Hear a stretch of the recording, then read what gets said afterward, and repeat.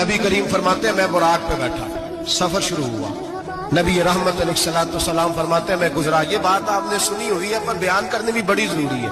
مررت علی الموسیٰ فہو یصلی فی قبرہ، رواہ مسلم۔ او خدا کے بندو، اللہ تبارک و تعالی ہدایت کا نور دے، کہاں بیٹھ کے قرآن و سنت پڑھتے ہو؟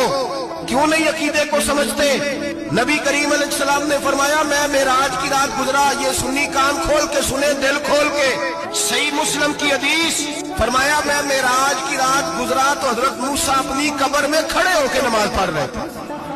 حضرت موسیٰ اگر زندہ ہے تو جو موسیٰ کے بھی امام ہے۔